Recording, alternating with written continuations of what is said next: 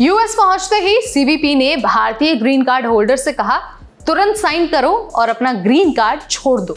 एक मामूली DUI case, कोई जेल नहीं, फिर भी JFK एयरपोर्ट पर हाथ में थमा दिया गया I-407, यानी कि एक ऐसा फॉर्म जो आपकी जिंदगी की सालों की मेहनत को मिनटों में खत्म कर देता है। यह कोई आइसोलेटेड केस नहीं है। ऐसे दर्जनों मामले, ऐसे दर्जनों भारतीयों को अब वॉलंटरीली अमेरिका छोड़ने के लिए मजबूर किया जा रहा है।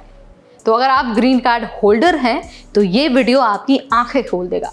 चलिए आपको सब कुछ बता देते हैं बहुत आसान भाषा में। Hi everybody, you're watching NBT TechEd and I'm your host Neha Upadhyay. दरअसल एक भारतीय नागरिक जो पिछले कई सालों से यूएस में लॉफुल परमानेंट रेजिडेंट है, यानी कि ग्रीन कार्ड होल्डर है, हाल ही में भारत से वापसी करते हुए JFK एयरपोर्ट पर उतरा। उसके खिलाफ सिर्फ एक केस था, वो भी 2022 में, एक बार ड्रंक ड्राइविंग का, जिसमें ना तो जेल हुई थी और ना ही कोई रिपीट ऑफेंस। लेकिन US customs and border protection यानी कि CBP ने उसे सेकेंडरी इंस्पेक्शन में भेज दिया और वहां उसे एक फॉर्म पकड़ा दिया गया। फॉर्म था I-407, यानी कि voluntary appointment of permanent residency. मतलब बिल्कुल साफ था, अगर आप ये साइन करते हैं तो आपका ग्रीन कार्ड खत्म हो जाएगा। उस व्यक्ति ने मना कर दिया क्योंकि उसे अपने अधिकारों के बारे में पता था। लेकिन ऐसे बहुत से लोग होते हैं जो डर या फिर कंफ्यूजन में ये जो फॉर्म है ना, वो साइन कर देते हैं और सब कुछ हो बैठते हैं।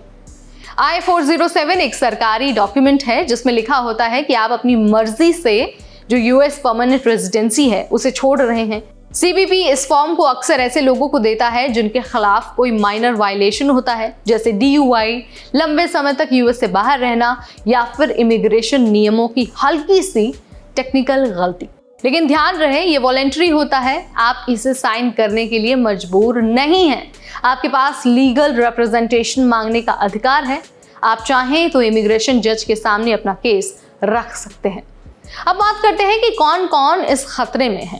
तो देखिए, अगर आप ग्रीन कार्ड होल्डर हैं और पिछले 1 साल से ज्यादा समय से यूएस से बाहर रह रहे हैं, या फिर आपके पास कोई पुराना DUI या फिर माइनर क्रिमिनल चार्ज है आप पर, आपके री एंट्री डॉक्यूमेंट्स में कोई टेक्निकल गलती है, आपने री एंट्री परमिट अगर नहीं बनवाया है, तो CBP आपको सेकेंडरी इंस्पेक्शन के लिए भेज सकती है और I-407 पकड़ सकती है। रिसेंट रिपोर्ट्स के अनुसार कई बुजुर्ग भारतीय नागरिकों को जो 1 साल से थोड़ा ज्यादा समय भारत में रहे हैं, उन्हें एयरपोर्ट पर डरा धमकाकर ये फॉर्म साइन करवाया गया। एक वकील ने कहा कि ये लोग थका दिए जाते हैं, डराए जाते हैं और बिना समझे फॉर्म पर साइन करवा लिया जाता है। और सबसे बड़ा झटका ये है कि CBP आपको ये बताता भी नहीं है कि आखिर ये सब क्यों हो रहा है और आप मना भी नहीं कर सकते। अगर आप ग्रीन कार्ड होल्डर हैं और अमेरिका वापस आ रहे हैं तो कुछ बातों का एकदम ध्यान रखिए, कुछ बातें गांठ बांध लीजिए। सबसे पहले तो री एंट्री परमिट जरूर बनवाइए। अगर आप 6 महीने से ज्यादा बाहर हैं, अपनी क्रिमिनल हिस्ट्री के बारे में इमिग्रेशन वकील से एडवाइस जरूर लीजिए। अपने साथ सारे लीगल डॉक्यूमेंट्स को रखिए, अपने अधिकारों के बारे में जानिए। आप फॉर्म साइन करने से मना भी कर सकते हैं। आप कह सकते हैं कि I would like to speak to my attorney before signing anything. अब जरा ये भी समझ लीजिए कि आप क्या न करें। तो देखिए, डर कर कोई भी फॉर्म बिना पढ़े साइन मत करिए। ये मत समझिए कि CBP के पास आखिरी फैसला करने का हक है। कोई भी वर्बल प्रेशर या फिर धमकी के आगे आपको झुकना नहीं है। आपका ये लीगल हक है, लीगल हक है आपको कि आप लड़ सकते हैं। तो भाई, ग्रीन कार्ड कोई लॉटरी में नहीं मिलता है, ये सालों की मेहनत और सेक्रीफाइस का नतीजा होता है। लेकिन एक गलती या फिर एक साइन आपकी सारी मेहनत को खत्म कर सकता है। तो अगर आप या फिर आपके किसी जानने वाले के पास ग्रीन कार्ड है तो ये वीडियो उनके साथ जरूर शेयर कीजिए। इस वीडियो में फिलहाल इतना ही।